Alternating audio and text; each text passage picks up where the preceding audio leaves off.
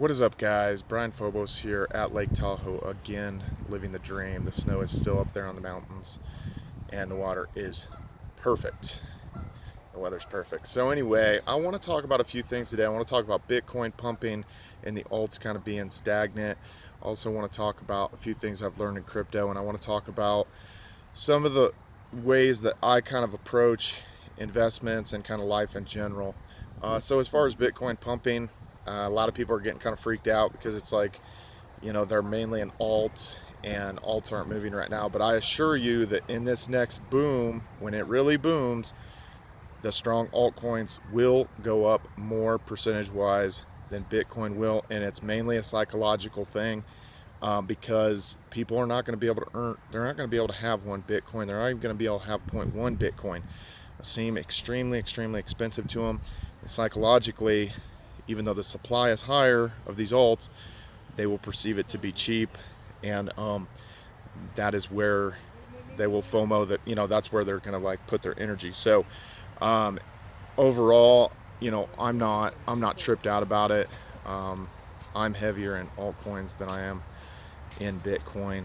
Just mainly, obviously, if you guys have been watching me for a while, I always say how many EOS, how many Litecoins, how many Monero.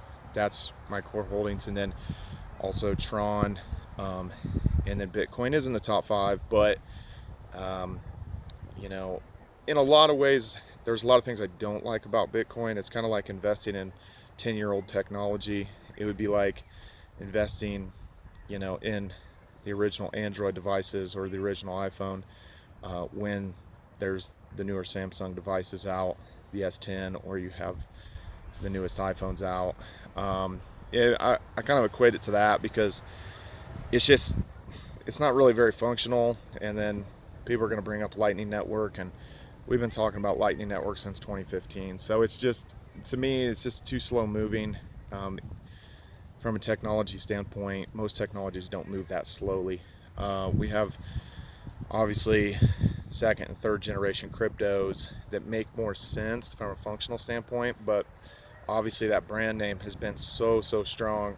First movers advantage has been stronger than I ever expected it to be for Bitcoin. I kind of figured that it would have been passed up by now, whether it be from Ethereum or EOS or something else, but that simply has not happened. So I do think it is wise to keep some Bitcoin in your portfolio. Now, some of the things that I've learned in crypto over time that I want to share with you guys. It seems like any project where there's the potential to earn income or the potential to earn kind of dividends off of it can ultimately kind of weigh on the price, because people are trying to earn from it and then they're selling that as earnings and trying to live off of it. Steam suffers from that partially. There's a lot of issues with Steam, but that is one of the factors that it's too easy to harvest some sort of funds from it.